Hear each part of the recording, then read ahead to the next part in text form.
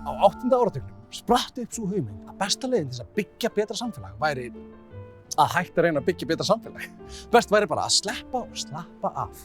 Stóru samfélagstilraunarinnar höfðu allar mistekist og engu skilaði nema gremju, stöðnun og verðbólgu. Af hverju ekki að pröfa eitthvað nýtt? Af hverju ekki að pröfa nýfrjálshyggju? Nýfrjálshyggjan lofaði okkur að ef við lækkuðum skatta á hinn ríku, þá myndu þau búa til meiri verðmæti. Skatturinn tekur peninga af þeim sem skapa og setur það í hendurnar á þeim sem eyða þeim, opinberum starfsmönnum.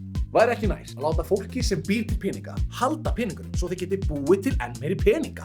Þannig væri til fleiri störf og meiri peningur sem þýðir að ríkissjóður fari enn meiri pening í kassann þótt skattarnir hafi verið lækkaðir á hinn ríku vegna þess að kakan stækkar. Hinn ríku geta nefnilega bæði étið kökuna og stækkað hana. Hættum að rífast í hvernig við skiptum kökunni og stækkum hana bara. Af hverju hafði engum dottið þetta í hug áður? Og hvers vegna að láta ríkisvaldið setja þeim reglur og skilyrði sem eiga fjármagnið og fyrirtækin? Hvað er það? Að láta ríkfallna ríkisstarfsmenn leggja línurnar fyrir frumkvöðuna, þau sem skapa verðmætin? Nei, sleppum hinnum ríku lausum. Skattar voru lækkaðir hjá fjármagns- og fyrirtækjaeigendum og þau yrðu enn ríkari. En kakan stækkaði ekki neitt og ríkið fékk enga peninga í staðinn fyrir þá sem það gaf eftir til hinna ríku. Ríkið safnaði skuldum. Hvað gerum við þá? Getum við ekki selt bankana og póstinn, símann og alls konar? Hvað er ríkið líka að eiga eitthvað svona? Og af hverju einkavæðum við ekki fiskimiðin, orkuna, náttúruna og auðlindirnar? Þessu er best komið í höndum þeirra sem kunna með það að fara. Hinna ríku. Nú, duði þetta ekki til? Ef við eigum ekki fyrir heilbrigðisþjónustu, þá verður þið bara að láta þau sem nota hana borga. Það er líka eðlilegt, fáránlegt að sé ókeypis að vera veikur. Ha? Er ennþá halli á ríkissjóði? Eftir hvað? Skattalækkanina til hinna ríku? Ansans.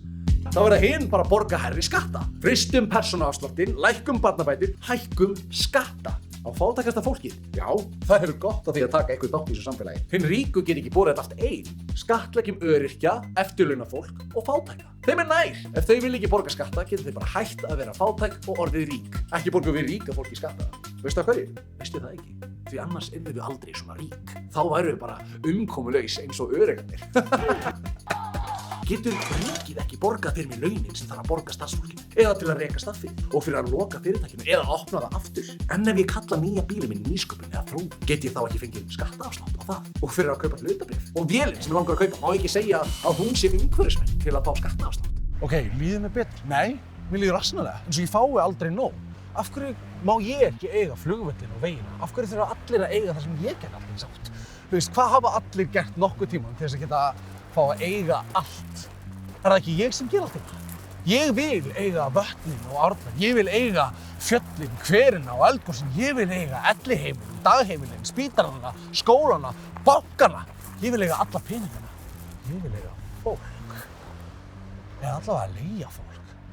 Get ég leigt fólk til þess að halda á mér og tollera mig, hlæja þegar ég vil að það hlægi, hvetja mig áfram klappa. Í kosningunum eru aðeins 2 valkostir.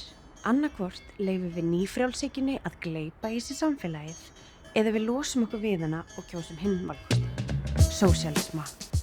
Sósíalismi er frelsisbarátta almennings gegn ofurvaldi auðsins. Sósíalismi er krafan réttlæti og jöfnuð. Krafan að samfélagið verði byggt upp frá hagsmunum, vonum og væntingum fjöldans, en ekki græðgi og frekju hinna fáu. Kjóstu með hjartanu 25. september.